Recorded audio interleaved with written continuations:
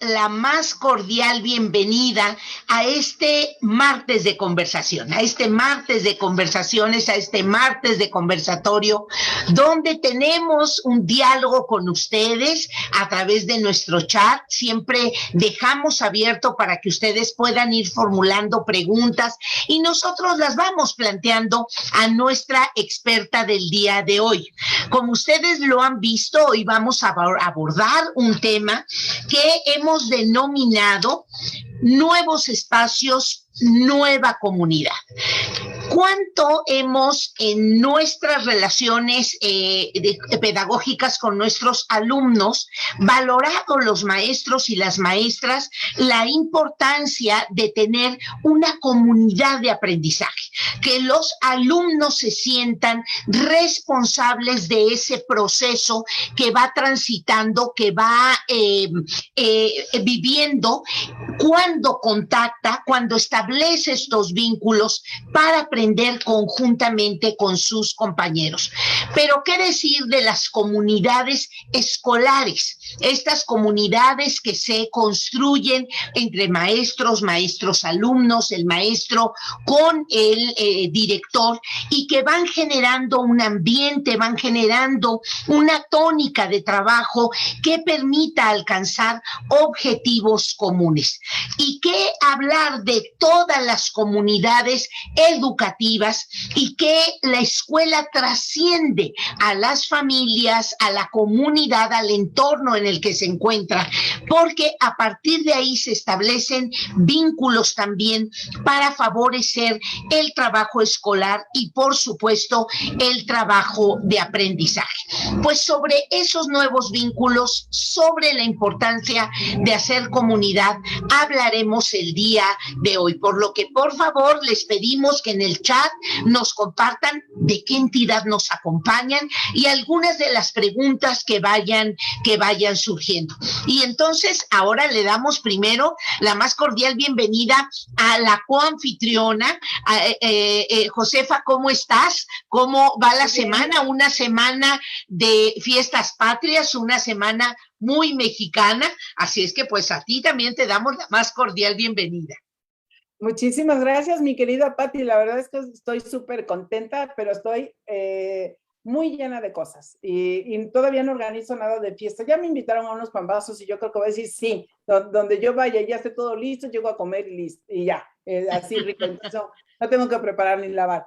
Pero creo que incluso eso es una nueva comunidad, ese es un nuevo espacio, cómo estamos festejando ahora. Hay quien se atreve a decir, sí, vamos a reunirnos y como que nos vale, y después andan llorando por las consecuencias.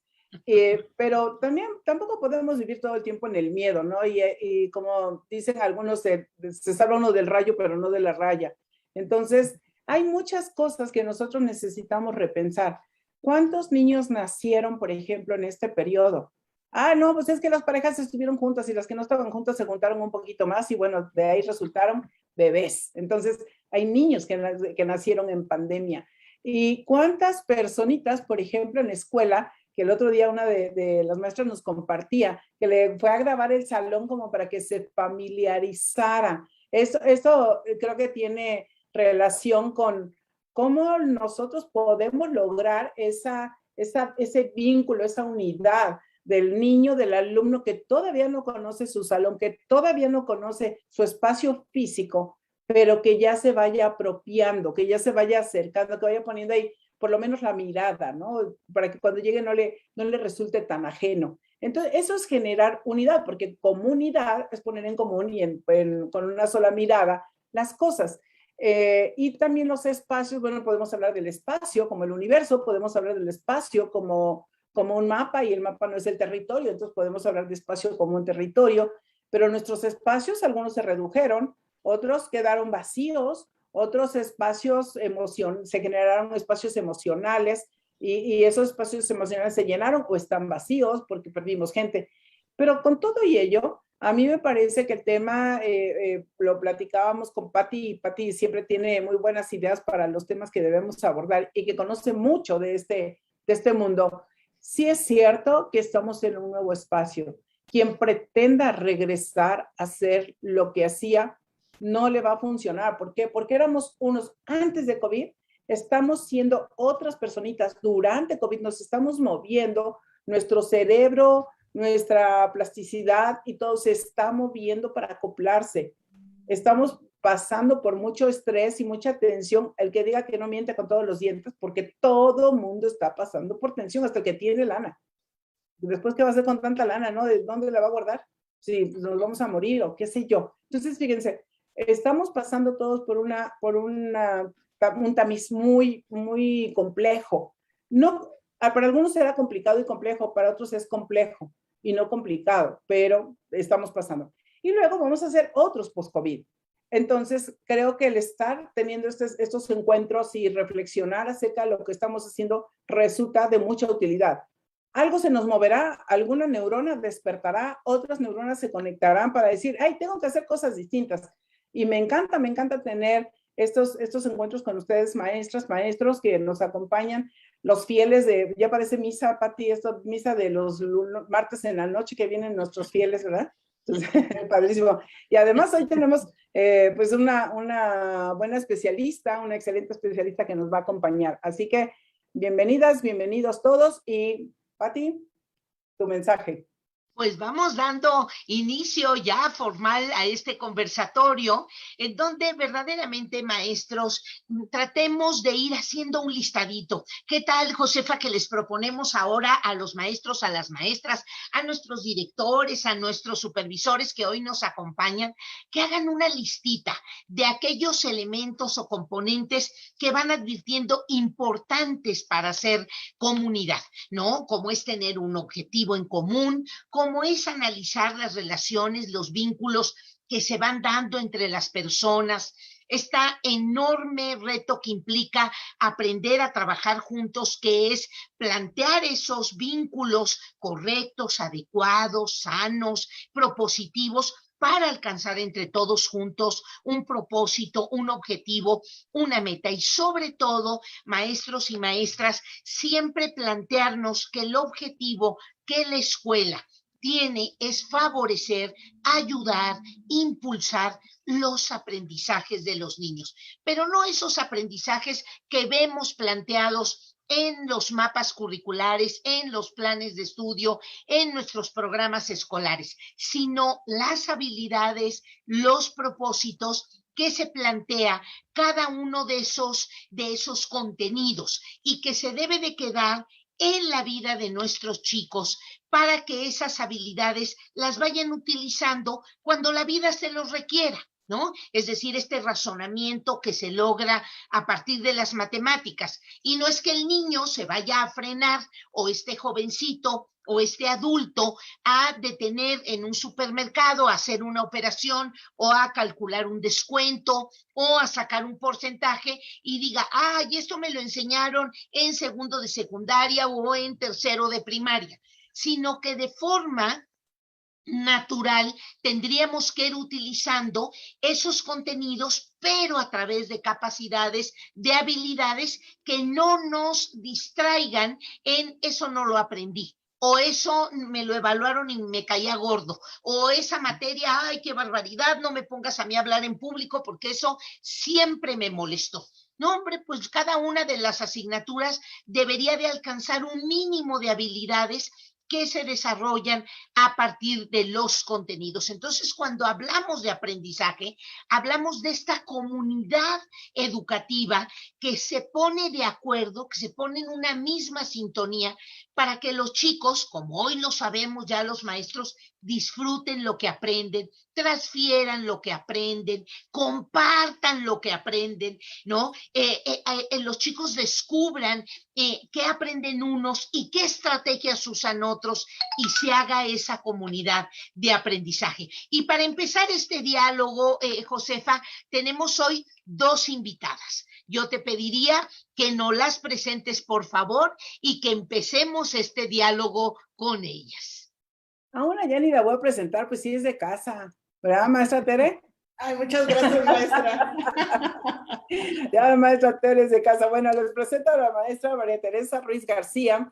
La maestra Teresa trabaja en la Ciudad de México, en la Escuela Secundaria República del Salvador. Así que bienvenida, maestra. Me da mucho gusto que esté aquí ahora como speaker.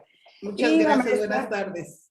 La maestra Alicia Antonio Béjar, que nos acompaña de Guerrero y ella es supervisora de la zona 002 de educación preescolar en escuelas públicas. Así que bienvenida, maestra. ¿Cómo está? Buenas tardes, asesora técnico-pedagógico. Ah, mucha honra.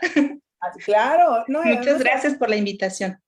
Sí, perdón porque lo leí, pero sí, una disculpa por ello.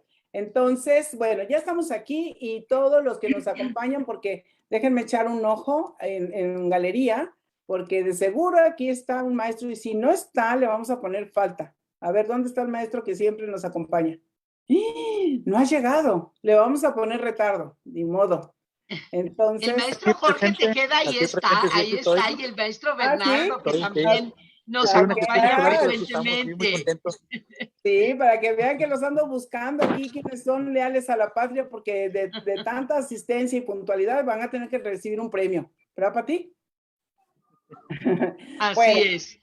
Bueno, pues la dinámica es la siguiente, maestras, gracias por estar aquí. Empezamos con usted, maestra Tere, que nos comparte acerca de este tema de espacios, nuevos espacios y nueva comunidad, qué está haciendo, cómo se está preparando para, o qué ya está llevando a cabo para generar esos cambios, para ese acoplamiento de sus alumnos y que al final de que nos comparta, por favor, realice una o dos preguntas a nuestra especialista invitada el día de hoy. Gracias, buenas tardes. Soy María Teresa Ruiz. Trabajo en las secundarias 55 en la Ciudad de México y soy maestra de biología. Como ustedes saben, la materia de biología es una materia muy dinámica, en donde nosotros vamos a poder utilizar cualquier espacio para trabajar y cualquier cosa es material didáctico para nosotros para poder trabajar. Podemos trabajar en un salón de clases, podemos trabajar en un laboratorio, podemos trabajar en un jardín, podemos trabajar en el patio, podemos salir a campo y todos esos espacios, conforme los vamos trabajando, nos van a poder ayudar a formar una gran comunidad entre nuestros alumnos. Yo en mi caso tengo 5 grupos de 50 alumnos, tengo 250 niños. Entonces, esto me va a permitir que irlos más o menos comunicando, mantengo cierta comunicación entre ellos para que vayan conociéndose y vayan integrando una comunidad con ideas afines, que tengan propósitos comunes y de esta manera puedan salir adelante. Por ejemplo, hay veces que me doy la oportunidad, y los compañeros me lo permiten, me doy la oportunidad de mezclar niños de un grupo con otro grupo. De esta manera, ellos se van conociendo, ellos se van integrando de acuerdo a características afines. Ellos trabajan a través de proyectos, generalmente. Cuando estábamos en la escuela, le comentaba a la maestra Patti que con mucha frecuencia salíamos a campo. Me los llevé a diferentes lugares y en una me arriesgué y me los llevé a Laguna Verde. Y de todos los chicos hice una selección. Desde principio de año hablé con los papás, les dije cuáles eran las características, a qué íbamos a ir, di objetivos, di metas, y tenían que llenar ciertos requisitos con todos los maestros, no nada más conmigo. Y los papás estuvieron... ¿A la planta, maestra? ¿Perdón? ¿A la planta de Laguna Verde? A la planta de Laguna Verde me los llevé, sí. Y entonces, pues, todos querían ir. Y les digo, nada más hay cupo para 20 niños y 20 niñas. Así que, pues, van a tener que competir. La competencia va a estar muy fuerte. Y van a tener cada quien que hacer su actividad que le corresponda para que pueda lograr la meta. Al final, así fuimos. allá realizamos un trabajo, ya llevaban un trabajo de investigación previo, un trabajo bibliográfico, y allá se fue a realizar un trabajo de campo. Nos permitieron entrar al museo, nos permitieron entrar a donde están los reactores. Tuvimos que sacar un permiso especial y tuvimos que hacer muchas cosas, pero nos dieron la oportunidad de entrar y para ellos fue una experiencia increíble. Y para mí, como maestro, también fue una experiencia increíble. Me vine muy enriquecida con ellos y sobre todo que ellos intercambiaron muchas cosas personales para poder ir, pero esto les dio una sensación de libertad, una sensación de independencia y una sensación de autonomía para poder trabajar, porque ya no estaba atrás de ellos, y tienes que hacer esto, y tienes que hacer, se les dio el plan de trabajo desde aquí, y ellos sabían cuándo lo tenían que hacer, a qué hora lo tenían que hacer, cómo lo tenían que hacer, si lo querían hacer en equipo, si lo querían hacer individual, si lo querían hacer a medianoche, como ellos quisieron. Tuvieron una sensación totalmente diferente a lo que habitualmente trabajábamos. Fue una experiencia muy gratificante para ambas partes y pues sentó cierto precedente en la escuela. Ahorita que nos encerramos con la pandemia, pues la dinámica tuvo que cambiar definitivamente.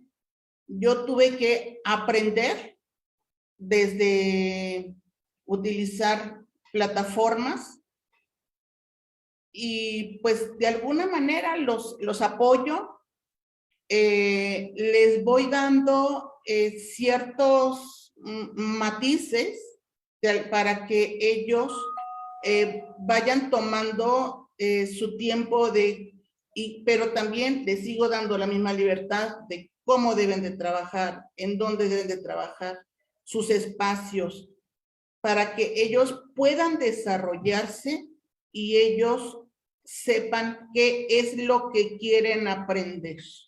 Porque, pues definitivamente, la secundaria no es un lugar muy grato para los jóvenes y mucho menos lo que les queremos enseñar. Entonces, ahí es en donde viene el cambio.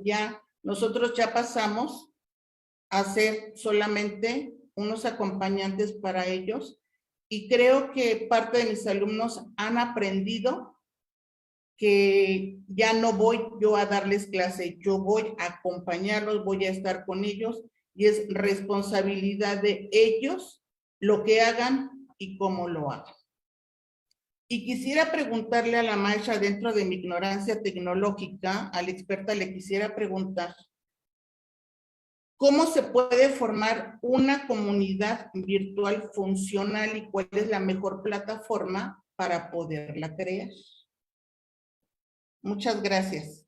Muy bien, maestra Tere. Y qué bonita está Laguna Verde, ¿verdad? Yo trabajé con Comisión Federal de Electricidad y conocí todas las plantas hidroeléctricas, geotérmicas y demás. Y de verdad que es un lujo que vayan. Es como una manera de vincularnos con el proyecto STEM, ¿no? Pero de forma vivencial. Para los alumnos eso es enriquecedor porque ven la importancia del número, de la física, la biología, todo vinculado con un ambiente real. Eso es mucha pertinencia, así que qué bueno. Felicidades, maestra. Muchísimas gracias. Muy bien, ahora vamos con nuestra compañera Alicia Antonio Béjar, ATP, aquí está presente. Compártenos, por favor, mi querida Alicia, ¿qué es lo que has hecho en este periodo para crear nuevos espacios y nuevas comunidades? Y la pregunta que tienes para nuestra querida Arcelia Martínez. Muchas gracias. Y me permito compartir pantalla para darles algunos puntos sobre lo que ha implicado para nosotros como colectivo y puntualizaba el hecho de ser asesora técnica pedagógica porque desde allá va la experiencia que les quiero compartir. Ya ando un tanto patriótica porque se acerca el día, entonces pues ya andamos acá. Decir que agradecer de entrada la invitación a este espacio y me parece que es el mejor ejemplo de una comunidad o de estos espacios que necesitamos los profesionales de la educación para intercambiar esto que nos hace ser parte de un espacio para nosotros. Porque parte de desarrollar capacidades y habilidades en un diálogo horizontal. Y es esto que abre la maestra Patti, la maestra Josefa y hoy la maestra Arcelia, ¿no? Con la maestra Tere.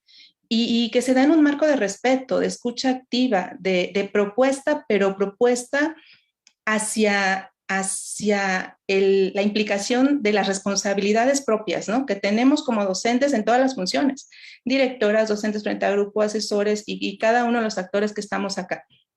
Pero en esa responsabilidad que nos permite tener sentido de pertenencia a un espacio, a un grupo maduro de personas que pueden decidir estar acá. Y no por obligación, por decisión, decidir estar acá, decidir compartir, decidir aplicar eso que estamos aprendiendo, que estamos escuchando en otros contextos, pero que nos permite hacer adaptaciones de mejora en nuestros espacios educativos. Entonces creo que el mejor ejemplo es este grupo del que estamos hoy en día y que yo vengo siguiendo curiosamente a partir de la pandemia. Es lo que la pandemia me dejó, digamos, ¿no? Y agradezco mucho porque he estado siguiendo el trabajo de Grupo Loga y se ha regido por esos principios que yo les diría y que le da sentido a esos nuevos espacios que se requieren. Pongo rapidísimo estas imágenes que han tenido como mucha tendencia en redes sociales a partir de la pandemia, ¿no? Están modificadas y pido perdón a los creadores por el término patriótico, pero tiene que ver con esto. Y lo retomo, la primera imagen que dice no hará falta recuperar el tiempo perdido porque no hay tiempo perdido. Lo resalto y pido disculpas por dirigirme puntualmente a educación preescolar. Me parece que un error en el que se ha caído la política educativa actual o los temas de interés es el hecho de pedir un ejercicio de recuperación de aprendizajes. Y en preescolar, sobre todo, he estado muy enfática con las compañeras que trabajo en decir, en preescolar no nos están regresando a ver por las características propias del nivel educativo. Luego, tan es así que hay pequeñitos que no cursan primero o segundo año y se integran sin ningún problema y logran todos los aprendizajes en un solo ciclo escolar. Entonces, nosotras no tendríamos que estar trabajando para un ejercicio administrativo de planeación de recuperación de contenidos específicos y que, puedo decir desafortunadamente, en niveles superiores sí tienen que ver con programaciones pues puntuales. Acá no, acá trabajamos el mismo programa para todos los ciclos escolares. Entonces me parece que en preescolar particularmente pega más el hecho de pensar que hay algo que recuperar, porque estamos negándonos a ver las bonanzas del nivel educativo y la magia que tienen los propios niños y niñas que atendemos. Esa curiosidad que está todo el tiempo, esas ganas de aprender, de ser investigadores, de hacer cosas maravillosas, pues, y que detonan más que dar respuestas, muchas preguntas para el aprendizaje. Y creo que eso es lo que se estaría desaprovechando de seguir al pie de la letra políticas un tanto fuera del contexto y de las características específicas. La segunda imagen que tiene que ver con querer pensar entonces que los problemas son de aprendizaje y son de los niños y las niñas, cuando en su mayoría el problema tiene que ver con esas enseñanzas que estamos haciendo. Y que ya lo decía también la maestra Tere, ¿no? Necesitamos hacer cambios porque lo que estamos viviendo hoy en día nos pide otras cosas, no nos pide seguir en lo mismo de siempre. Y esto creo que nos ha dejado la enseñanza para todo el mundo, el tema de la pandemia, ¿no? Finalmente, la tercera imagen, parece que si nosotros nos sumamos a estos espacios educativos, a estas comunidades, a estas nuevas formas de vernos como colegas, sin distinción de la función, a partir de la investigación, de la reflexión y de lo que hacemos día a día, nos va a permitir no solamente borrar e intentar, sino superar todas esas problemáticas que se detectan en el día a día. Y entonces, también es cierto que no es en el ánimo de decir todo está padrísimo y todo es súper fácil. No es así. Y tan no es así que la leyenda que pongo en esa imagen, pues es esto, ¿no? La educación no puede con todo. Y eso es un hecho. No puede con todo, pero sí puede abrir espacios de empatía y de solidaridad. Y esos espacios de empatía no desde la lástima, desde la propuesta y la solidaridad no de la palabra, sino del hecho. De decir, yo te doy sin interés específico, pero sé que va a ser retribuido a partir de redes de apoyo, en el que se establecen relaciones específicas, pueden ser de familias, pueden ser entre amistades, entre colegas, que es el caso, o con todos a la vez. A partir de la confianza, la aceptación y de todo esto que nos permite avanzar del individualismo, y le pongo ahí que compite y genera problemas, a ese individualismo que aporta y que nos hace crecer. Y en eso tiene que ver el hecho de ser comunidades, pues, con objetivos y metas comunes. Salir del sentirte aparte como ente solitario y entrar a estos ser y sentirse parte de, sentirse capaz, sentirse importante desde toda la parte que nos caracteriza a los docentes, ¿no? Una servidora hizo una investigación reciente que tiene que ver con de dónde sale la motivación de los docentes para el cambio, para trabajar proactivamente. Y yo lo ubicaba en esos 4 perfiles, ¿no? Hay docentes que por naturaleza y la necesidad misma les hizo ser muy individualistas, otros que son muy sociales, otros que son muy informados y otros que se dedican a resolver, no importa cómo resuelven. Y entonces si nos quedamos nada más en ver esos 4 perfiles, pero para etiquetar y para decir yo no trabajo con fulano porque es así, no nos deja nada. Pero si abrimos lo que implica cada uno de esos perfiles que están en las esquinas de esa imagen, pues realmente podemos aprovechar mucha riqueza, porque cada perfil no lo vamos a cambiar, ya somos grandes, ya somos maduros, y entonces hay que enriquecernos a partir de ello, distinguiendo qué tiene cada uno y aportando. Cuando eso se logra, realmente logramos hacer comunidad. Mientras seguimos haciendo disputas por cómo es cada uno, nunca lo vamos a lograr. Y me parece que los problemas de colectivos docentes tienen que ver con temas de actitud y motivación, más que con formación o con deseos de hacer algo proactivo. Y entonces, recientemente escuchaba a Philippe Meirel, un maestro francés, y él definía educación como está escrito ahí, ¿no? Educar es formar a cada uno y cada una a pensar por sí mismo y a construir en común, o lo común. Y esto implica construir esas situaciones de cooperación, de colaboración, donde los aportes de cada uno sean indispensables para el logro de todos y el logro de todos permita el progreso de cada uno. Y eso me parece que es precisamente lo que es una comunidad y esos espacios que necesitamos.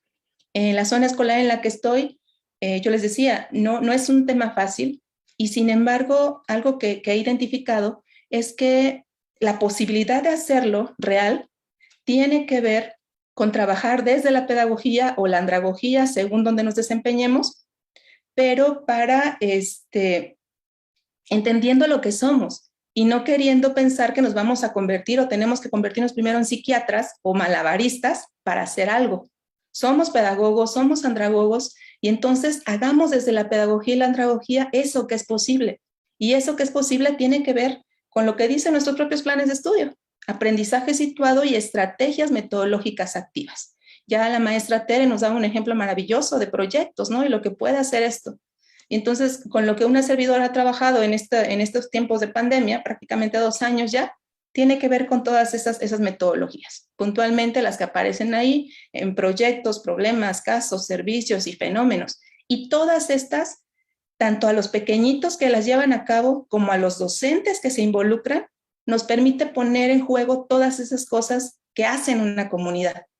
La empatía, la solidaridad, el trabajo conjunto, la valoración de los individuales, pero para aportar al grupo. Entonces, creo que es posible, pero que estos espacios y estas comunidades tienen que ver con esas cosas que están ahí en pantalla. Reconocer las cualidades de los demás, empatizar con los logros, pérdidas, debilidades, necesidades, alegrías de los otros, percibir qué hay de común entre todos, colaborar y no competir, ayudar y apoyar a los miembros de nuestra comunidad y finalmente, y creo que es la parte con la que se arranca también, el agradecer lo que el resto hace por nosotros. Entonces, pues prácticamente es lo que les puedo compartir y decir que en la sala me acompañan compañeras que han estado trabajando en esto y que pueden dar fe de lo útil que puede resultar trabajar en comunidad. Y pregunta puntual para la maestra Arcelia, pues tiene que ver con partiendo de este principio de respeto, de igualdad, de inclusión, cómo poder implementar y aprovechar la autonomía de gestión escolar, aún en este contexto y en una política educativa que pareciera más reactiva que proactiva.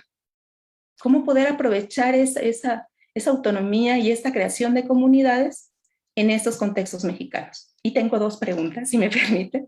La segunda sería, ¿qué estrategias innovadoras que se han estado dando, sobre todo en América Latina, pueden ser factibles para aplicar en contexto mexicano si es que queremos llevar a la consolidación de estos espacios de comunidades, ¿no? de aprendizaje mutuo. Muchísimas gracias. Muchas gracias, maestra Alicia, porque también es maestra, y de verdad, maestra Tere, creo que se abre el espacio como para que nosotros nos podamos hacer cada vez más cargo de ir cambiando los escenarios, los espacios, las comunidades, porque nadie los va a venir a cambiar por nosotros. Aunque haya muchas políticas públicas, una cosa es la política y otra cosa es lo que nosotros somos capaces de hacer, porque ahorita usted presentaba esa autonomía o esa responsabilidad, y creo que eso aplica para nosotros, cómo nos volvemos autónomos, responsables, que contribuyen o que buscamos ayudar. Y hay muchas formas, ¿no? Yo, por ejemplo, me quedo pensando yo he trabajado en España y particularmente con los programas de Finlandia, que en algunas escuelas empezaron a implementar y decían, bueno, ¿qué pasa? ¿Por qué no logramos avanzar en esto? Y hay una cosa muy clave, muy básica, es entendamos cómo funciona el ser humano. Si nosotros no aprendemos neurociencias, que yo siempre les digo, aprender neurociencias hoy no es un lujo, no es una locura, es una responsabilidad que necesitamos aprender más, no quedarnos en la superficie de, visual auditivo kinestésico o estilos, no, hay que entrarle un poquito más a fondo. Y creo que por ese camino podemos lograr cosas. En estos conversatorios que cuando Patti me propuso hacerlos, yo de verdad me entusiasmé mucho porque, digo, Patti y yo ya tenemos mucho tiempo participando en crear espacios y crear comunidades para contribuir, porque al final creo que esto se lo lleva uno cuando se muera, pues no nos vamos a cargar las otras cosas, ¿no? Pero sí las satisfacciones. Eso dicen los que ya se murieron, que así pasó, pero quién sabe. Pero vamos a creerlo, vamos a ponerlo en el espacio de la esperanza y de la fe o de la expectativa. Y creo que es muy bonito, o sea, vive uno mejor cuando hace esos aportes. No esperar que vengan a salvarnos. El otro día con un amigo le decía, mira, a mí ni un gobierno, ni un conjunto, ni una organización empresarial, ni un príncipe azul ha venido a rescatarme. Me ha tocado hacerlo por mí misma y creo que a la mayoría nos toca. Entonces, desde eso nosotros necesitamos ir creando nuestros espacios, nuestras comunidades. La comunidad que teníamos antes de pandemia, yo les aseguro que ha cambiado. Yo les aseguro que ya no son las mismas personas con las que relacionamos. Yo conocí por medio de LinkedIn 823 personas más o menos. Y ahora tengo un nuevo grupo de amigos y son amigos que los he conocido en Clubhouse, en LinkedIn, aquí en otro lado. Estamos haciendo cosas padrísimas. Entonces, creo que por ese camino vamos a ir muy bien, pero seguramente la maestra Arcelia Martínez Bordón tiene mucho que aportarnos. Y adelante, mi querida Pati.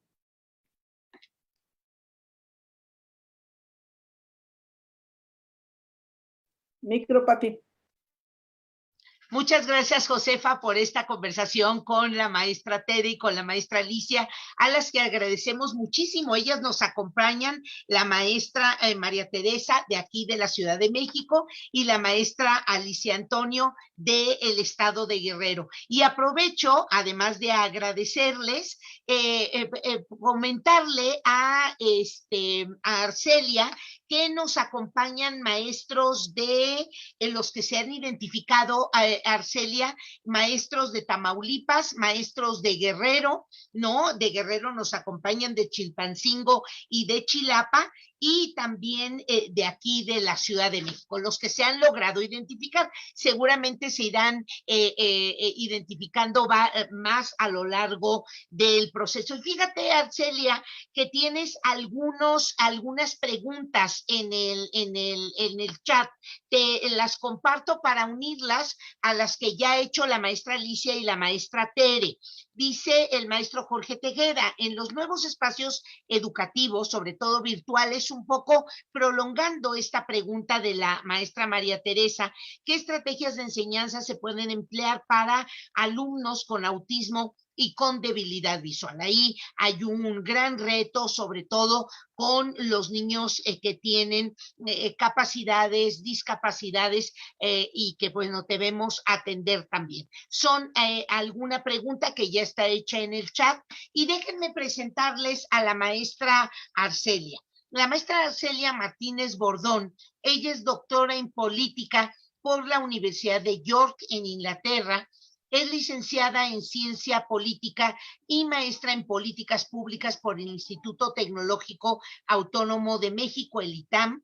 Entre 2006 y 2007 realizó una estancia postdoctoral en la División de Administración Pública del Centro de Investigación y Docencia Económica, el CIDE.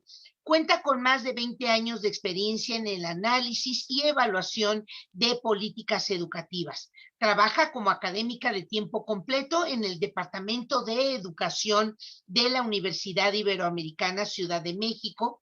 Coordina ahí mismo en la universidad un espacio muy interesante que incluso nos ha compartido para difundir las buenas prácticas de los maestros, que se llama Faro Educativo de la Ibero, un espacio para la observación de políticas y programas educativos. Yendo un poco más en el tiempo, entre 2014 y 2017 se desempeñó como directora general de Directrices para la Mejora de la Educación en el Instituto Nacional para la Evaluación de la Educación, en donde estuvo a cargo de la coordinación de la evaluación de políticas y recomendaciones para orientar la toma de decisiones en materia educativa.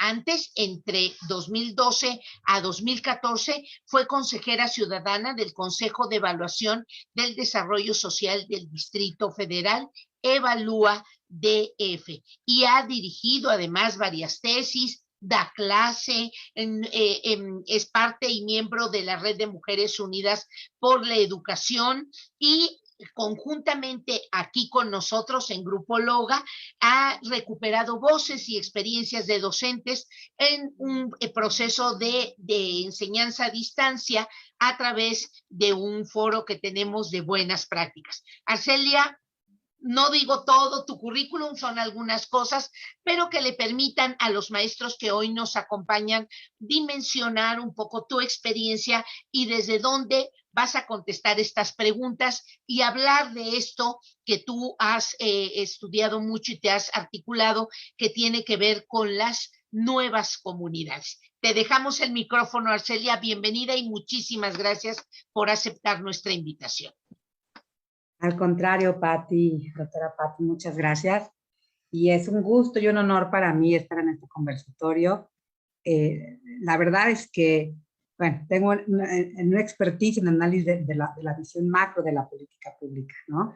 Pero en los últimos años, yo creo que los expertos son los profesores y las profesoras que hoy están en este espacio. Entonces, no crean que les voy a resolver muchas dudas, ¿no? Creo que ustedes van a saber más que yo.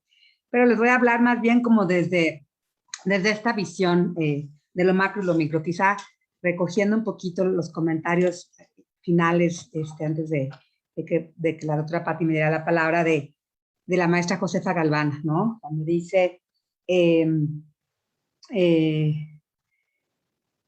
cómo pensar esta parte de ligar lo macro, ¿no? Lo del tema de la política pública con la visión, lo que ocurre en las escuelas, ¿no?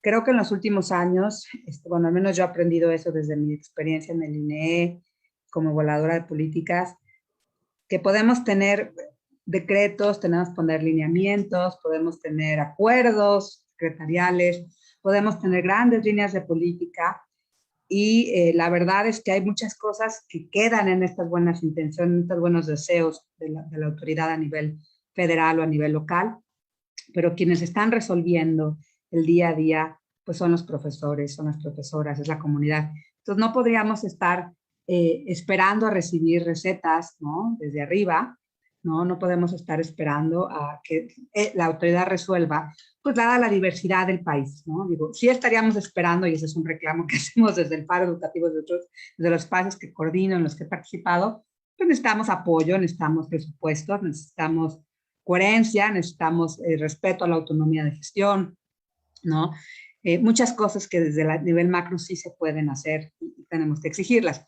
Pero a nivel micro, bueno, este año y medio de pandemia ha mostrado que los maestros han resuelto, ¿no? Y justamente esta experiencia con la doctora Patti, con Grupo Loga y con otras de mis colegas de la red ha sido muy valiosa porque hemos recogido voces de todos los rincones del país y de todos los niveles y tipos educativos, ¿no?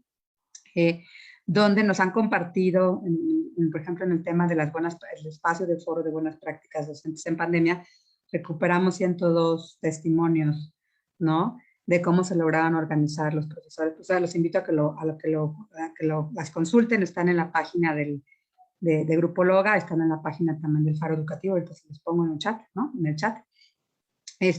Y ahí yo creo que de ahí podemos extraer mayores lecciones que alguien que les tire línea desde arriba y les diga, hay que hacer esto, ¿no? Yo creo que la mejor forma es consultando a los profesores del nivel, haciendo estos grupos, al igual que ustedes en este año y medio, también yo soy profesora a nivel universitario, de posgrado, maestría, de licenciatura y maestría, ¿no? Pues nos hemos tenido que reinventar, ¿no? La escuela llegó, bueno, la pandemia llegó para instalar nuevas formas, ¿no? De comunidades, de aprendizajes, de trabajo colaborativo, de escucha. Creo que algo que sí podemos decir es que todo cambió y todavía no alcanzamos a dimensionar los cambios, ¿no? Pero no podemos volver al pasado, no podemos trabajar como antes, ¿no? Nos tenemos que reinventar, lo estamos haciendo y solo con el tiempo quizá vamos a poder consignar todos estos cambios. Hay todo un tema, ¿no? Ahorita intento dar respuesta o alguna opinión a las preguntas que me hicieron las dos profesoras que me antecedieron y que me encantó escuchar su experiencia. Pero bueno, había algunas cosas que quería compartirles brevemente, ¿no? Sobre algunas notas que hice para este conversatorio respecto al tema de lo híbrido, ¿no? La realidad, que se nos presenta. Bueno, previo a la pandemia, pues teníamos una escuela mucho más tradicional, más vertical, una escuela saturada en espacios no necesariamente adecuados, ¿no? Olvídense de la pandemia, espacios no adecuados, ni suficientes, ni ventilados, ni en muchos sentidos adecuados, ¿no? Para el mejor trabajo. Y aún así se trabajaba, ¿no? Y bueno, pues sabemos, es un discurso repetido, ¿no? La pandemia toma no solo a México, toma al mundo por asalto, ¿no? Y nadie, creo, en las escuelas de nosotros como profesores estábamos preparados para trabajar en línea o a distancia, ¿no? Por casi año y medio, porque ahorita pues hay una vuelta paulatina, ¿no? Las escuelas cerraron sus puertas, ¿no? Y abrieron las medias posibilidades la puerta a una educación en línea. Ahora, bueno, pues cuando pienso en las ventajas del modelo híbrido, en esta parte que uno estaría pensando, bueno, pues cambió el mundo, ¿no? El modelo híbrido no fue algo planeado, no para la mayoría de las escuelas de este país, ¿no? Fue algo que le ocurrió a la escuela mexicana en el mejor de los casos, ¿no? Y por motivos ajenos a su operación cotidiana o a la planeación. La verdad es que pasamos de este modelo tradicional, presencial, con poco uso de tecnologías, a un trabajo a distancia en el mejor de los casos. Sabemos que hay escuelas que no lograron y maestros que no han logrado contactar a la totalidad de sus estudiantes, ¿no? Pero en condiciones de una enorme desigualdad tecnológica y digital, razón por la cual pues muchos docentes del país que trabajan en distintos, perdón que suena el timbre aquí en mi casa, espero que mi hijo abra, trabajan en distintos tipos y niveles educativos, pues tuvieron que echar mano de su creatividad para no perder el vínculo y contacto con sus alumnos. Hoy se habla de una educación híbrida consistente en la separación de grupos para la mayoría de las escuelas, para que algunos estudiantes, ¿no? La mitad del grupo asista de manera salteada a las clases presenciales, a fin de no ocasionar aglomeraciones que dificulten la sana distancia, como una condición necesaria para reducir la probabilidad de contagios por COVID, ¿no? Pero bueno, nos preguntémonos, ¿es esta división o partición de un grupo en dos la definición de lo híbrido? ¿No? Cuando me invitaron a este conversatorio, pensaba mucho en la parte de lo híbrido, ¿no? La educación híbrida, pues consiste en la combinación de secuencias didácticas que permiten, bajo un mismo objetivo, movilizar aprendizaje de los estudiantes, a partir de clases presenciales, por un lado, ¿no? Donde hay una coincidencia física y temporal entre profesor y estudiante, pero por otro, realizar clases en línea a través de un entorno tecnológico, ¿no? Sea por una computadora, una televisión, en radio, ¿no? Y esa es como una definición formal de lo híbrido, ¿no? Donde hay una posibilidad de comunicación e interacción entre profesor y estudiantes a pesar de la distancia física. El modelo híbrido, en principio, promueve la autonomía de los estudiantes, los motiva a ser responsables y no únicamente entes pasivos que reciben información. Desde el punto de vista administrativo, pues da también una flexibilidad que permite un mejor aprovechamiento de los espacios físicos. Con todo, y en esto como puntualizar, ¿no? El tema de lo híbrido, ahorita hablamos de la comunidad. El grado de efectividad de un modelo híbrido, pues ustedes saben, varía según las características de los diseños pedagógicos, ¿no? Y los recursos tecnológicos disponibles para su implementación. Entonces, la educación híbrida, ¿no? Que es como la nueva realidad, al menos en el discurso de lo que estamos enfrentando, constituiría una posibilidad en el proceso de enseñanza y aprendizaje. En el tanto puede verse como la expansión y la continuidad de la escuela presencial. Pero esta modalidad se define por la articulación de la enseñanza en lo presencial y lo no presencial. O sea, requiere una planificación articulada, no se da así nomás. Entonces ahí es donde entra el trabajo pedagógico, el trabajo que ustedes y que todos tratamos de realizar para planear, ¿no? O sea, para poder hacer de esto tomar ventajas de estas condiciones de crisis que nos dio la pandemia, ¿no? Otra cosa, bueno, por mandato nada, ¿no? O sea, la vuelta a la escuela, a la presencial por decreto, uno diga el presidente, pues no es una cosa que va a ocurrir así nomás, ¿no? Se habló en su momento de la reapertura de escuelas a partir de que estaría sujeta al semáforo de riesgo epidemiológico y a las decisiones que tomaran las propias comités de salud escolar en cada institución educativa. Y eso me parece como lo más adecuado, ¿no? Cada comunidad, cada escuela conoce, ¿no? Los riesgos de su comunidad, puede hacer las pruebas necesarias, bueno, no hay siempre los recursos, pero puede saber más o menos los hábitos, las costumbres, puede guardar cierta relación con la comunidad, ¿no? Y entonces no se pueden hacer cosas como desde esta visión macro, unificadas y organizadas para todos, ¿no? Entonces, bueno, la reapertura de escuelas pues no se da por decreto y en este tema del país, pues cada estado y cada escuela y cada comunidad irá decidiendo, incluso midiendo los riesgos, ¿no? Qué tanto las familias sienten que hay un tema de posibilidades y de qué tanto no, ¿no? Entonces, bueno, tenemos en ese sentido, si lo quisiéramos como calificar, un fallido regreso a clases en toda su totalidad, porque va a tener que ser pausado, va a tener que ser parcial, y depende, bueno, de lo que cada comunidad vaya decidiendo, incluso de la aversión al riesgo de la propia escuela y de las familias, ¿no? Que justo el 31 de agosto, la Secretaría de Educación Pública nos decía que el primer día de clases, 11 millones de niñas y niñas regresaban a la escuela de educación básica, ¿no? Lo que cual corresponde al 46% del total de la matrícula, ¿no? O sea, que son más de 24 millones de alumnos, nada más en básica.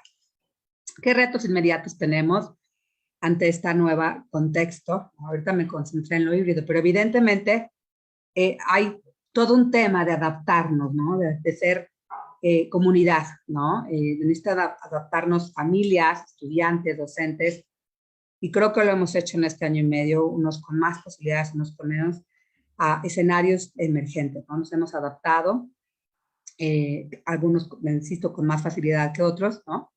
Y aquí el papel del Estado, bueno, como evaluadora de políticas, como conversadora de estos temas a nivel macro, pues sí me parece que ha faltado un apoyo sostenido. Creo que no, te los tengo que decir, ustedes lo han vivido, para dar este paso, ¿no? Al menos no tenemos conectividad, ¿no? No tenemos tabletas o computadoras o algo para transitar a este formato híbrido, ¿no? No tenemos presupuestos. Tenemos muchas otras cosas que son justamente los ejemplos que me antecedieron, ¿no? Con las profesoras. Este paso firme, seguro, al contundente al uso de tecnologías, a lo híbrido, pues suena distante para muchas de las realidades de las escuelas del país, ¿no? Por ejemplo, con datos del Banco Interamericano de Desarrollo para el 2020, sabíamos, ¿no? Que el acceso a Internet, perdón, de banda ancha, ¿no? Equipamiento y desarrollo de habilidades digitales, era para los países de América Latina, pues, muy reducido, ¿no? Y México, bueno, pues ahí encabezando la lista de los déficits, ¿no? Hay una inequidad enorme previa a la pandemia en términos de acceso a conectividad, tecnología, recursos digitales. En México, bueno, ustedes sabrán, las escuelas de sostenimiento público constituyen el 85% de las escuelas del país, ¿no? Y pues la mayoría carecen de estos espacios de ventilación adecuados, de los bancos individuales, y de otras herramientas, incluyendo estos pizarrones inteligentes que permiten tener clases híbridas con un espacio al tiempo, ¿no? De tener estudiantes en línea, ¿no? Y estudiantes en el tema presencial, ¿no? Entonces, lo híbrido en México en realidad es, voy unos días a la escuela, otros días no voy, ¿no? Pero no hay un modelo híbrido de trabajo en la mayoría de las escuelas del país, ¿no? Y bueno, en el caso de algunas escuelas de sostenimiento privado, porque hemos hecho este trabajo, entrevistas con profesores de escuelas con sostenimiento privado, pues las familias han podido, a partir de las cuotas, ¿no? Acondicionar las aulas. Entonces, este tiempo de pandemia se tomó para esa parte. Entonces, hay muchos elementos, ¿no? En esta nueva realidad, en estos nuevos esquemas que estamos enfrentando. Porque, por supuesto, hay quien sí pudo hacer la transición y otras escuelas que hicieron maravillas con lo que tenían, ¿no? Y aquí viene este trabajo como pedagógico, este trabajo de escucha, este trabajo de ser creativos, de inventar, ¿no? De reinventarse, que han hecho muchos docentes del país que trabajan en condiciones de mucha vulnerabilidad o con estudiantes de escasos recursos que no pudieron acceder a plataformas tecnológicas ni demás. En la sistematización que hicimos de buenas prácticas docentes, son 102 profesores, profesoras del país, nos compartieron, ¿no? Su práctica, pudimos ver un despliegue enorme de talento, de recursos, creatividad, cómo una situación que nos pone en crisis nos obliga a reinventarnos y a pensarnos diferente, ¿no? Y a dar lo mejor, ¿no? Ahora, en el caso también, no es un tema solo de la escuela, ya lo decían ahorita, no es un tema de la comunidad y es un tema del hogar, ¿no? O sea, la educación no solo es la que ofrece la escuela, ¿no? Entonces, en este trabajo tenemos que ir de manera conjunta.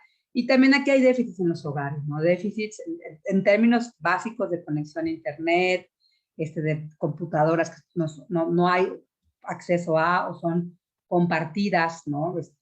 Teléfonos celulares inteligentes, ¿no? Que son compartidos por la familia, que no hay uno para cada estudiante del país. Entonces, esa es la realidad del país, ¿no?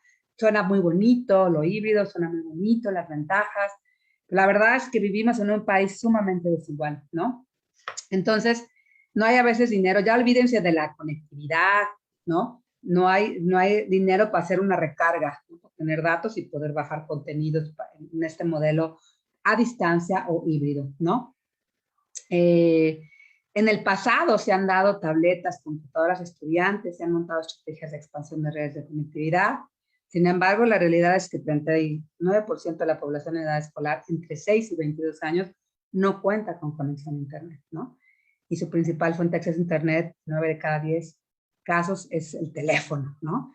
En el ámbito rural la cosa está peor, ¿no? Solo 27% cuenta con acceso a internet en el hogar.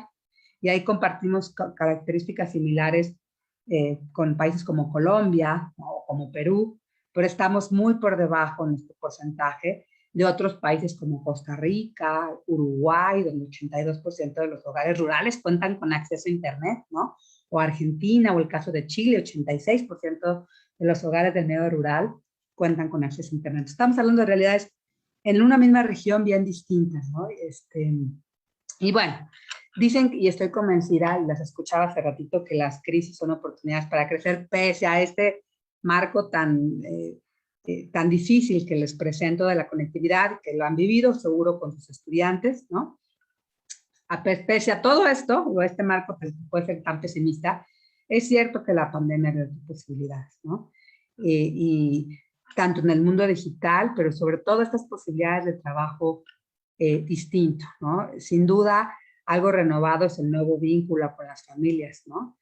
El reconocimiento de que el padre y la madre de familia juegan un rol fundamental, sobre todo en el acompañamiento de los hijos que estudian preescolar o educación básica, ¿no? Entonces, este nuevo acercamiento que implica trabajo y tiempo para los papás y las mamás, sobre todo para las mamás, recae mucho en las mamás, ¿no? Es un tema de visibilidad también, el tema de género, ¿no? ¿Quién asume los roles de cuidado, de crianza y acompañamiento, ¿no?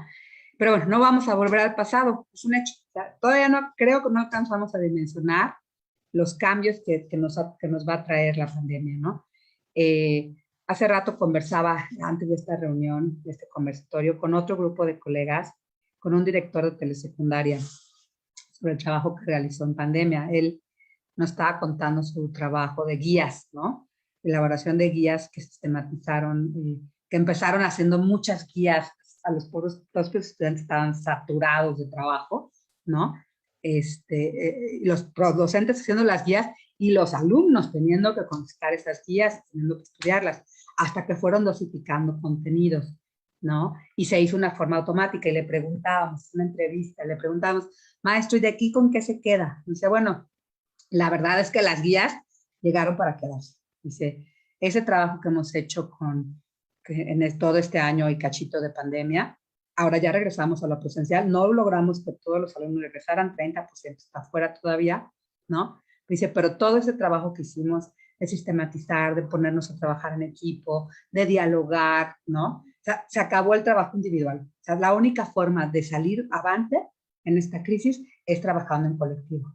Yo estoy cierta que habrá espacios y escuelas donde no se logró este objetivo del trabajo colegiado, pero también en la recogida de información con muchas escuelas y con entrevistas varias que hemos hecho, queda claro que quienes han logrado sortear mejor la educación a distancia, aún sin tecnologías, es porque han trabajado en equipo, ¿no? Porque han habilitado estos espacios de trabajo colegiado, ¿no? Donde han ejercido su poder de autonomía, pese a las indicaciones y directrices y cosas que vienen de pronto desde el nivel federal, desde esta visión macro de política que homogeneiza, ¿no? Entonces creo que hay, ahora, después de esta pandemia, hay objetivos en común. Quizá lo sabía, pero es más evidente que se tenía que trabajar con una visión de comunidad. Hay nuevos vínculos entre las personas, ¿no? Se ha aprendido a trabajar diferente, ¿no? La nueva escuela o la nueva realidad no los demanda, ¿no? De las preguntas, ¿no? Pues con que decían, bueno, les digo que yo creo que ustedes saben mucho más que yo de esta parte, ¿no? Pero recupero, dicen, se hace patente el principio de respeto de cómo aprovechar la autonomía de la gestión en las escuelas. Bueno, los docentes creo que se han brincado las trancas, está perfecto, ¿no? Ahí donde les decían, tienes que hacer y seguir esta directriz, nos han dicho, perdón, voy a hacer lo que puedo porque yo conozco a mi comunidad, ¿no? Yo me voy a acercar a mi comunidad y voy a trabajar con guías, con cuadernillos, con trabajo a distancia, como yo lo pueda hacer, ¿no? No hay una forma de trabajo homogénea, no la puede haber, y esta pandemia nos lo marca clarísimo. Tenemos que tener estrategias diferenciadas, no hay recetas, ¿no? Dependerá de cada comunidad. ¿Qué estrategias innovadoras? Bueno, creo que hay varios bancos de estrategias que podemos compartir después, bases de datos. La UNESCO ha reportado cosas, el Banco Interamericano de Desarrollo, la propia red de Mujeres Unidas por la Educación. Tenemos un sitio fantástico que vale la pena que revisen, ¿no? Que se llama El Morral, donde hemos consignado lo que están haciendo en otras partes, no solo de América Latina, sino del mundo, ¿no? Pero creo que cada escuela tiene que aprovechar, tiene que echar mano de lo que les sirva. No hay recetas generalizadas. ¿Cuál era una de las preguntas? Era ¿cuál es la mejor plataforma? Pues depende, ¿no? A algunos les funcionó el Facebook, otros el Classroom, otros simplemente por temas de conectividad, pues lo único que se pudo hacer fue acceso al WhatsApp y al teléfono y audios y mensajes. La verdad es que en la recogida de información con diferentes actores como ustedes, ¿no? En distintos grupos, hemos visto que hay una multiplicidad de casos y de ejemplos y de formas de trabajar. Cada quien se adapta a los recursos, a la conectividad, a los recursos económicos de la comunidad, ¿no? Entonces, no creería que hay una receta que yo les pueda dar, ¿no? Más bien yo estoy orgullosa y contenta de que me inviten a escucharlos, ¿no? Y creo que me gustaría seguir asistiendo a la medida que se pueda, a sus martes de conversatorio, porque veo que ya es algo que tienen establecido y qué padre, para yo aprender de ustedes, ¿no? Yo no vengo a darles ejemplos, en una visión general de datos, de algunos números, ¿no? Pues creo que esas serían como parte de las cosas que quería compartirles, ¿no? Y bueno, pues ahorita les pongo en en el chat los sitios del Morral, los sitios del Faro, para que nos sigan, ¿no? Y si quieren consignar alguna de sus prácticas docentes en pandemia, de las cosas que han innovado, cómo han respondido ante la crisis, pues qué mejor, los invito a que participen. Tenemos un blog, el blog del Faro Educativo, y me encantaría que escriban, ¿no? Pues eso, nada más. Pues, Arcelia, te agradecemos mucho estos comentarios, estos encuadres de las inquietudes de los maestros, pero déjame seguirte aprovechando y yo quisiera que a partir de la riqueza que tú tienes como observadora de la política educativa, nos pudieras comentar si te pusieran a ti en una condición de evaluar las comunidades de aprendizaje, las comunidades educativas, ¿qué papel jugaría en tu evaluación, en tu seguimiento, en esta observación de las comunidades escolares, los datos, dimensionar las capacidades reales, la participación y el diagnóstico como elementos de un contexto? Creo que algo en común que se ha manejado hoy entre los profesores, en nuestros comentarios, en las preguntas que han hecho, es esta parte del contexto. Y como tú ya lo subrayaste muy enfáticamente, somos un país diverso. Somos un país con condiciones económicas, políticas, sociales, culturales diversas, y desde ahí me parece que los profesores tienen cada vez más que sistematizar, que dar seguimiento, que tomar decisiones. Y como tú lo dijiste muy bien, esta pandemia, si algo nos enseñó, es decir, señores, mi contexto sí vale. Es decir, desde ahí es donde tenemos que tomar decisiones. Si tú tuvieras que dar seguimiento a las comunidades escolares, educativas, de aprendizaje, ¿qué papel jugarían en este seguimiento, en esta evaluación, los datos de esa comunidad, la dimensionar, el valorar las capacidades reales, el diagnóstico y la participación? No sé qué puedas comentarnos al respecto de eso, Arcelia. No, pues yo sí creo que sin diagnóstico es imposible hacer una planeación o hacer una propuesta de intervención, ¿no? O sea, ahorita es un tema. Ahora, ¿quién mejor que los profesores, ¿no? Y sus directores en los colegios, ¿no? En las escuelas, conocen a sus estudiantes, saben quiénes pudieron acceder, saben quiénes nos perdieron, saben quiénes tenían apoyo en casa, saben quiénes no tenían apoyo en casa, quién tenía acceso a conectividad, ¿no? Saben quiénes ya estaban rezagados antes de la pandemia, ¿no? Y entonces la pandemia fue la estocada, ¿no? Final para perder ese estudiante. Entonces yo sí creo que reinventarnos y regresar a lo presencial, y ahorita pues no es del todo presencial, y les decía, ni siquiera tampoco es híbrido, ¿no? O sea, suena padrísimo lo híbrido, ¿no? En este conjunto donde combinamos estrategias, pero la verdad es que lo que estamos haciendo es, en la escuela pública, pues partir los grupos, ¿no? Y decir, los que puedan venir estos días, por apellido, por lista, ¿no? Cada escuela lo está planteando distinto, pero también hay unos que no van a animarse a ir, ¿no? Porque la familia tiene pánico, porque ya hubo una muerte, porque ya hubo una pérdida, ¿no? Y entonces, bueno, no los puedes obligar, porque además hay tanta incertidumbre. Ahora sí que cada quien su pandemia, lo vemos distinto. Vemos gente en la calle, en centros comerciales, en cines, y vemos gente que de verdad ha guardado el encierro, ¿no? Entonces, cada familia, cada contexto es diferente, y los maestros son pues muy cercanos generalmente a la comunidad, a las familias, conocen a sus comunidades, ¿no? Sobre todo en la educación básica, ¿no? Quizá ese vínculo se va perdiendo en la educación media superior y en la universidad. Pues yo conozco a mis estudiantes, pero ya no conozco a sus papás, ¿no? O sea, eso sí es, ahorita qué envidia, porque ustedes sí los conocen, ¿no? Ustedes sí pueden trabajar de manera más conjunta con las familias, que cuando ya estamos a nivel universitario hay que sacarle a tirabuzón a los estudiantes cómo están emocionalmente, cómo se sienten, ¿no? Porque hay un trabajo más desvinculado. De ahí es muy importante, creo, como colectivos hacer estos análisis conjuntos, este diagnóstico, ¿no? Y ahorita viene el tema de planear estrategias de recuperación de aprendizajes. Yo coincido con la maestra en que hubo aprendizajes de otro tipo, ¿no? En el nivel preescolar particularmente es un grupo de edad distinto. A nivel de primaria sí creo, y hay estadísticas bien tristes, de lagunas que se van a hacer, ¿no? En los estudiantes.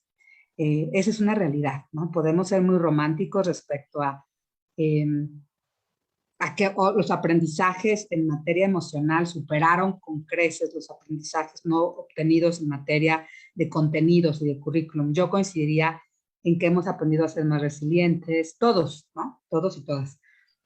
Pero sí hay un tema de pérdida de aprendizajes a nivel ya de la escuela primaria, de la secundaria. Incluso tenemos estudiantes que los perdimos para siempre, ¿no? Y todavía nos falta hacer el recuento de daños, ¿no?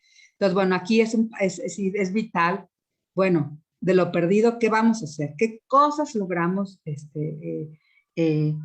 podemos recuperar, ¿no? En materia de aprendizajes, ¿qué cosas necesitamos implementar en lo emocional, ¿no? Es un trabajo triple para los docentes, ¿no? Porque ahora la tenemos que hacer de psicólogos, ¿no? Sobre todo pienso en los docentes de educación básica, ¿no? Y media, ¿no? De verdad un trabajo muy cercano con las familias, un trabajo de acompañamiento emocional, un trabajo de acompañamiento pedagógico. Los maestros están ojerosos y las maestras están ojerosas y cansadas. Han sido una época de mucho trabajo. No sé si recuerdas, Pati, en algunas de las entrevistas que hicimos que nos decían los profes, y seguro les pasa a muchas de las maestras que nos están escuchando hoy, que de pronto su WhatsApp se volvió infinito, ¿no? Entonces, este tiempo, el celular sonaba a horas de la madrugada o los fines de semana. Entonces, el espacio entre el estar el día a día, ¿no? En la escuela, en tus horarios laborales que te había designado, y de pronto ya no había horarios porque había alumnos que por las horas en las que los papás les regresaban con el celular, con las horas en las que te podían escribir sus dudas. Entonces se borraron esos tiempos. Eso ha sido muy demandante para los maestros, para las maestras del país, ¿no? Muy complicado, ¿no?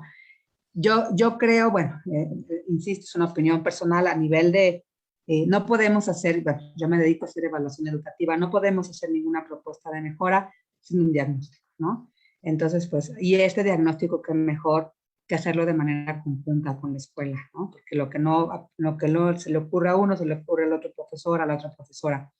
Y en esta otra parte entra la participación. De pronto, nos hemos dado cuenta, siempre ha sido así, ¿no? Pero había una relación tensa, reconozcámoslo, entre el docente o la docente y las familias, ¿no? Hace muchos años hice un trabajo, una investigación sobre los consejos de participación social, y recuerdo perfectamente de entrevistas con profesores y con padres de familia, ¿no? Creo que fue en la época que te conocí, Pati, cuando tú llevabas todos los consejos de participación social. Hice una investigación en 3 estados de la República, ya habrá sido en 2006 por ahí, ¿no? En Colima, en Zacatecas y en Puebla. Y en el marco del programa Escuelas de Calidad, ustedes recordarán que daba dinero a las escuelas para mejorar su infraestructura o para en el trabajo colegiado con el trabajo de contratar recursos para los profesores, muchas cosas. No existía el servicio profesional docente, ni el UCICAM, ni nada de eso, ¿no? Entonces, en aquella época, haciendo entrevistas con profesores, nos decían, es que a mí me choca que los papás participen en esto, ¿no? Porque ellos no saben, ¿no? Ellos pueden organizar la kermés, o pueden organizar este tipo de eventos, ¿no? Pero no les saben. Lo educativo, ese es mi ámbito, ¿no? Y del lado de los papás, la desconfianza de es que a mí no me dejan participar, pero además, ¿yo cómo voy a participar si yo no sé? El experto es el docente. Bueno, la evidencia internacional dice, ¿no?, que cuando hay un acompañamiento, un trabajo virtuoso entre familia y escuela, no solo para la organización de kermés o la pintada de la escuela, sino para el tema educativo, hay mayores aprovechamientos y aprendizajes. Por ejemplo, se ha demostrado que incluso los papás aunque tengan un muy bajo nivel de escolaridad, pero les leen a los niños, ¿no? A los estudiantes, a sus hijos, pues, en el nivel preescolar, aunque sea que les evojeen el libro y demás, eso hace una diferencia sustancial en la vida de los estudiantes, ¿no? Entonces, creo que la pandemia nos vino a reforzar que es importante trabajar juntos, ¿no? Y es importante no desconfiar, ¿no? Creo que los maestros valoraron con creces el trabajo de los profesores, de las profesoras. Bueno, acompañar a mi hijo no es tan sencillo. Y los maestros valoraron también mucho, ¿no? El acompañamiento de los papás que pudieron darle el tiempo a sus hijos. No siempre fue posible, ¿no? A veces se encargaron con un adulto mayor, a la abuela, al hermano. La verdad es que ha sido caótico este proceso, ¿no? Entonces, pero sí creo que el trabajo con las familias debería de instalarse nuevamente, ¿no? Y de un nuevo vínculo. Y propiciado por, si la comunidad no participa, ya que pase la crisis, no ha pasado, pero ya que pase la crisis, dicen, no, bueno, pues ahora sí que le regreso la responsabilidad al docente. No los dejen, profesores, profesoras, no dejen a las familias, ¿no? Agárrense de ahí, de esta nueva forma para trabajar muy cercanamente con los padres de familia. Y la otra parte que también, con esto cierro este comentario, a partir de esta pregunta de la doctora Patti, sí creo que tenemos que trabajar más preguntándole a los niños, ¿no? Es un mundo adultocéntrico, ¿no? Donde justamente en la entrevista que hicimos con este profesor de telesecundaria le decíamos, cuando nos estaba comentando, es un caso de una buena práctica docente, bueno, de liderazgo, ¿no? Y nos platicaba cómo planeó en colectivo con sus profesores las guías y cómo las fueron acotando y hicieron proyectos transversales, porque pues era demasiado encargarles una guía para cada asignatura, ¿no? Para ellos y para los estudiantes era too much, ¿no? Demasiado. Y le decíamos, ¿y qué tanto estas guías de trabajo recuperan las voces y las inquietudes de los niños? ¿Estamos siendo capaces, no? Fíjense, a nivel universitario, a mí me evalúan mis estudiantes, ¿no? Es bien distinto, ¿no? Nos evalúan mucho qué tanto las clases que damos son participativas, recuperamos sus voces, tomamos los ejemplos, ¿no? O sea, ya no se trata de darles cátedra, ¿no? Ellos tienen una voz, tienen cosas que aportar, tienen cosas que decir.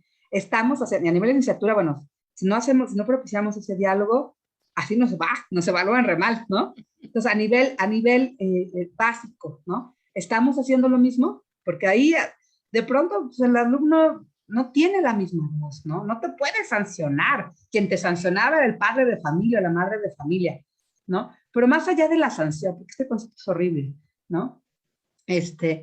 Podemos propiciar un trabajo, podemos ser en esta nueva horizontalidad con profesores, también podemos incluir las voces de los estudiantes, ¿no? ¿Qué les preocupa? ¿Cómo se sienten? Más allá de lo emocional. Oye, ¿cómo les gusta aprender? ¿No? Tenemos que pasar. Yo creo que la pandemia llegó para enseñarnos que tenemos que cambiar todo, ¿no? Nuestra forma de relacionarnos con nuestros pares, ¿no? Nuestra forma de trabajo colegiado, nuestra forma de relacionarnos con las familias, nuestra forma de relacionarnos con los niños, ¿no? Y las niñas. Entonces, bueno, pues son algunas de los comentarios y cosas de las investigaciones que hago y que les puedo compartir. Les digo, los expertos, las expertas, pues son ustedes, ¿no? Muchísimas gracias, doctora Arcelia. Y bueno, pues toca a Josefa hacer el primer cierre de todo esto que hemos escuchado, Josefa. Sí, me encanta. Yo creo que el método híbrido o blended, como también se le llama, sin duda llegó para quedarse. Cuando teníamos la educación en línea, teníamos un abandono, una deserción impresionante, que no parecía que pudiera llegar a ser negocio una escuela de esa naturaleza. Y hoy es lo que está reinando. Entonces, quienes no migramos a tiempo, por ejemplo, que algunas escuelas que apenas van a migrar en preparar sus materiales en línea y todo, están tarde.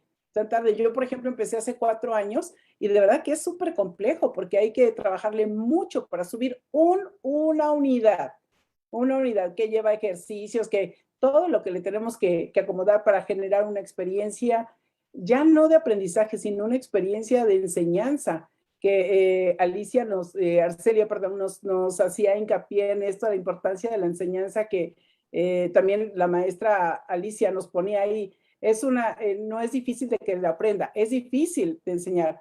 Cuando yo he dado capacitación, luego les digo, elijan un tema que sea difícil de enseñar o difícil de aprender. Cualquiera de los dos, no importa el camino que tomen, porque al final están hablando de esa dificultad que están encontrando para que el alumno pueda incorporar, pueda apropiarse de un cierto contenido para que después lo convierta en aprendizaje y luego en conocimiento. Entonces, me parece que el retomar, por ejemplo, a las familias. Yo siempre les hablo de la Santísima Trinidad, no porque mi segundo nombre sea Trinidad, que me gusta, pero sí la Santísima Trinidad es eso, es Dios Padre, Dios Hijo y Dios Espíritu Santo, ¿no? Entonces está el Dios Padre, que se supondría que serían los padres, pero están muy ausentes, y luego el Dios Hijo, que sería el niño, y el Dios Espíritu Santo, ¿quién es? ¿A quién se lo asignamos? ¿No? A veces el Dios Padre se convierte en el maestro, la maestra, que son los que hacen esa labor, porque son los que escuchan a los alumnos, lo que les está pasando, con quien tienen confianza, y que lo hemos hablado en otros conversatorios que hemos tenido.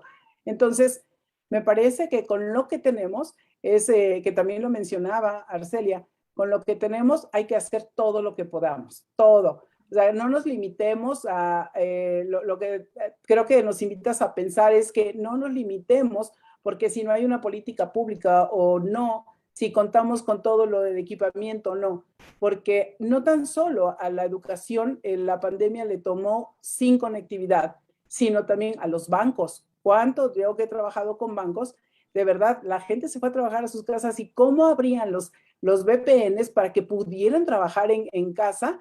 Y dicen, no, pues si es información confidencial, siempre había sido esa información, no se puede compartir, y de pronto la tuvieron que abrir. ¿No? Acaba de pasar esto de Bancomer, que no tuvo sistema y que había una quejadera en Twitter. Entonces, fíjense, cómo podrán decir, es que en la escuela no tengo, pero es que nadie tenía. No teníamos los espacios en nuestra casa, ni los equipos suficientes, y cuando tienen 2, 3, 4 hijos que se tenían que conectar casi a la misma hora, ¿quién se conecta? ¿A quién le damos chance de que tome la clase? Un día uno, otro día otro, ya desde ahí se empezó a hacer ese sorteo, ¿no? A ver a quién le toca, el que vaya más atrasado, el que se haya portado mejor, quién sabe. Pero me parece que este reto es súper interesante, y yo les comentaría que a mí me tocó el cambio del ciclo escolar de la A al B. Yo estaba terminando la prepa en Jalapa y la prepa era de 2 años. Y de pronto hicieron un corte en los estados que teníamos ese plan, hicieron un corte. Yo termino la prepa y pues no podía entrar a la escuela hasta dentro de 8 meses. Entonces decías, bueno, ¿y qué va a hacer el alumno de que sale de prepa esos 8 meses? Y luego metieron el año propedéutico, que no era ni un tercero de prepa ni un primero de profesional. Entonces a mí me tocó ese cambio, y yo de casualidad vine a la Ciudad de México, estaba el examen en la UNAM, dije, voy a presentar mi examen, y me quedé. Yo le avancé 1 año 8 meses en relación con mis compañeros de la generación de prepa. Entonces, ¿qué tenemos que hacer? Esto lo comparto como una experiencia que las circunstancias me pusieron en un determinado lugar, y también las otras circunstancias de que me invitaron a venir a la Ciudad de México me puso en un lugar, o lo tomo o lo dejo. Y creo que es ahí donde tenemos que estar nosotros, tomar lo que tenemos para que trabajemos con un propósito superior. Y el propósito superior, que hoy se habla mucho, de agregar valor, de ser resilientes, de reinventarnos, de rediseñarnos. Pero una cosa sí, creo que el mensaje que nos dejas es que ya no hay regreso. Quien pretenda regresar ya no se va a acomodar en esa nueva forma de ser y de vivir.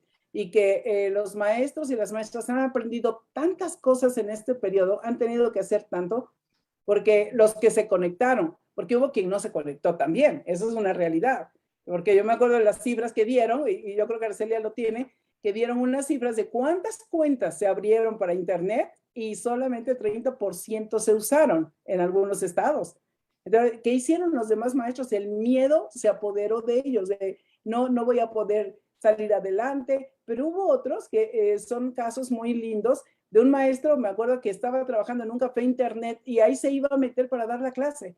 Entonces, creo que eso, más allá de que nosotros le estemos enseñando a los alumnos ciertas cosas que sí es muy importante, también se lo estamos enseñando a nuestros hijos, a nuestros familiares. Les estamos enseñando que a pesar de las circunstancias nosotros podemos salir adelante, y que nuestro poder personal es mayor porque vamos por un propósito superior, salir adelante todos o los más que podamos. Yo con eso cerraría, Pati, porque me parece súper importante este tema de sus nuevos espacios, nuevas comunidades. Creo que ya somos una nueva comunidad, que tenemos que estar en cambio, hasta que logremos una nueva meseta, ¿no? Para estabilizarnos. Con eso cerraría este punto. Pues que esto no se ha terminado, esto vamos a recuperar experiencias, vamos a tratar de escuchar todo lo que aquí se nos dijo, llévense su listita de lo que es una comunidad, revisen a partir de esos conceptos, de esas sugerencias, un poco qué se está planteando en sus propias escuelas, maestros, y pues los muy optimistas dicen que hay mucho que festejar, los pesimistas dicen que no hay nada que festejar, que esta Semana Patria, maestros y maestras, sea una buena oportunidad de revisar nuestras comunidades familiares, nuestras comunidades escolares, nuestra comunidad donde vivimos, nuestra comunidad como país. Que de veras cada día más vayamos aportando alguna cosa para hacer ese trabajo en conjunto, mirando más o menos para el mismo lugar,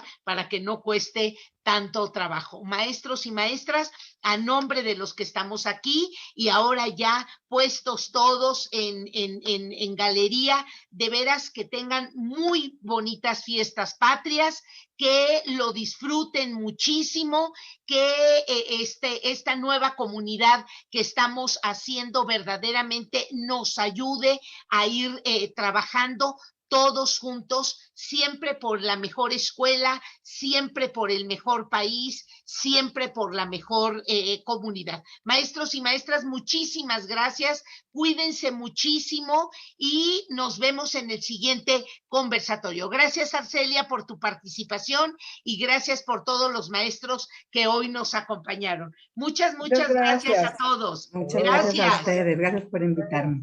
Buenas noches. Gracias. No tomen mucho. No, sí, relájense. No, pero, Pati, ya nos están siguiendo más en Twitter, ya nos comparten más y gracias, Arcelia, porque compartiste también, que Armando compartió, tú también, así que muchas gracias, vayan compartiendo. Por esto no nos pagan dinero, pero nos pagan con su presencia, nos pagan con el compartir, nos pagamos con aprender, así que vayan compartiendo, inviten a más, ¿de acuerdo? Nos vemos en la próxima. Sí. Nos vemos en la próxima. Gracias. Hasta el próximo. Felices fiestas. Gracias, cuídense mucho, un abrazo a todos. Gracias.